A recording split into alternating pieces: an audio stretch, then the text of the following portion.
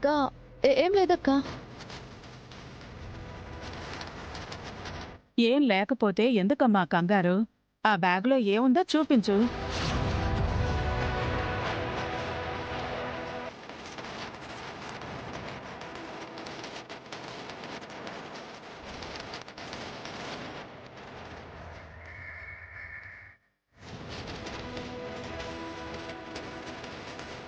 చూపించడానికి ఇందులో ఏం లేదు అత్తయ్య గారు. నేను గుడికి వెళ్తున్నాను. అబద్ధాలాడకు శరణ్య. నువ్వు బీరువా నుండి ఏదో తీయడం నేను చూశాను.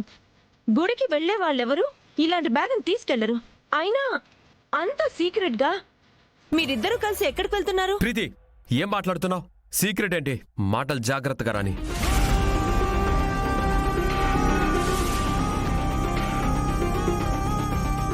ఏంటండి, నేనేదో తప్పుగా మాట్లాడినట్టు మాటలు సరిగ్గా రానివంటారేంటి?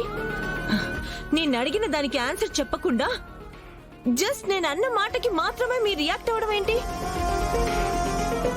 అక్క, నేను బయటకు వెళుతుంది నా పర్సనల్ పని మీద.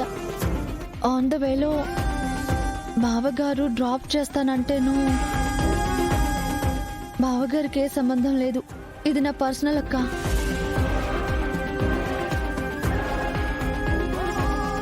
సరే, మరి నీ పర్సనల్ పనికి ఈ బ్యాగ్ కి ఏంటి సంబంధం?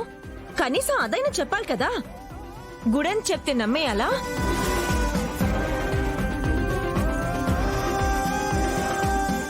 తనకి ఏ విషయం చెప్పినా ప్రాబ్లం అయ్యేలాగే ఉంది.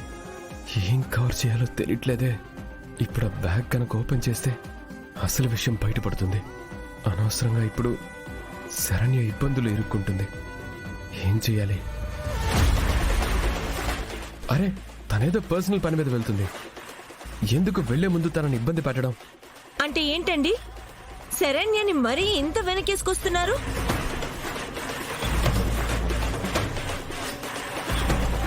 నేనంతలా ఏం ఇబ్బంది పెట్టాను తనని? బ్యాగ్ లో ఏముందో ఓపెన్ చేసి చూపించమన్నాను, అది తప్పేనా? శరణ్య, ఎందుకు ఇలా ప్రవర్తిస్తున్నావు? ఇలా అడిగి నిన్ను బలవంతం చేస్తున్నట్టు ఎందుకు షో ఆఫ్ చేస్తున్నావు?